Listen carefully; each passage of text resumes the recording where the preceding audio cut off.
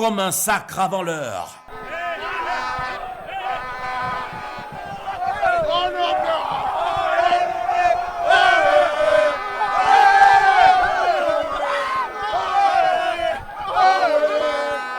Les joueurs de Coton Sport de Garoua pavoisent sur la pelouse du stade de Bamendji qui vient de leur sourire en leur ouvrant large les portes qui mènent à Douala.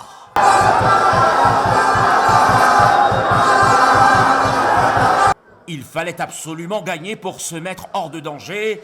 Alors le champion du Cameroun en titre a mis les bouchées doubles dès l'entame du match. Ce n'est qu'à la 31e minute que tout se décide sur un centre de Kokolo, exécutant un coup franc de la droite vers la gauche. Patient Wassou a suivi la trajectoire du ballon, tête piquée de l'attaquant de Coton Sport. Le gardien Laco est battu.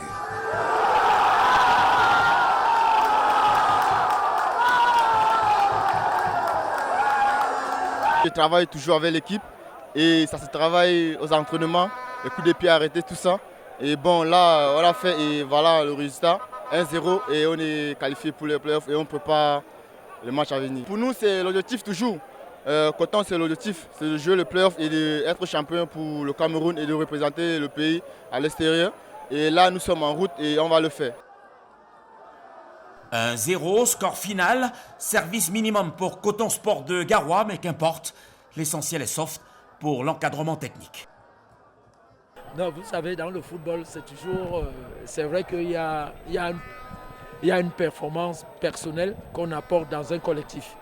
Et je pense que le résultat d'aujourd'hui vient tout simplement couronner un espoir collectif, quelque chose qu'on a mis en place pour l'équipe.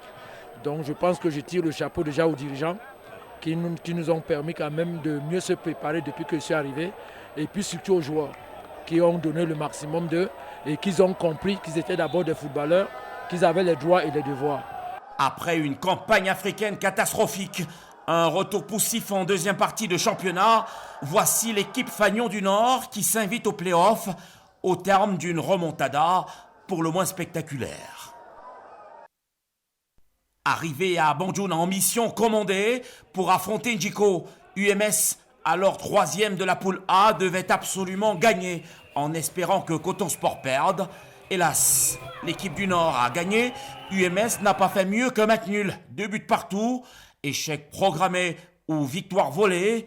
À Loum, le coupable est tout trouvé. Et toi est venu ça nous donner la joie. Et toi est venu ça nous donner. Mais c'est l'antiquité ça. C'est quand je jouais en 1981. C'est-à-dire je suis en train de revoir quand j'étais joueur de football. Ce que les habits faisaient, on tapait sur les habits partout. Si les habits, si on était à l'extérieur, on devait taper sur les habits, on devait dire qu'on a tapé sur les habits. Vraiment. Non, c'est pas sérieux. C'est pas sérieux. C'est pas sérieux. Mais il est partial. Il est tellement partial. Il donne 2 pénaltys gratuits. En rendant la politesse par 2 fois son adversaire, Njiko a peut-être sauvé sa saison, englué dans une série de contre-performances qui ont sans cesse exposé le club de Banjul dans la zone des relégables. Au bout du compte, c'est le soulagement.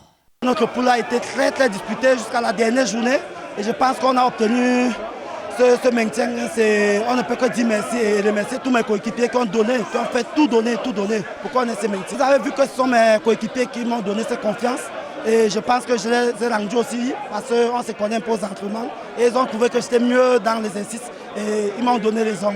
Avec ses bruits de bottes par endroits, son suspense maintenu jusqu'au bout, la 22e journée de la MTN Elite One se solde avec le soulagement pour la plupart des équipes de l'Ouest et les espoirs que porte désormais Bamboutos de Bouddha, son unique représentant au play-off.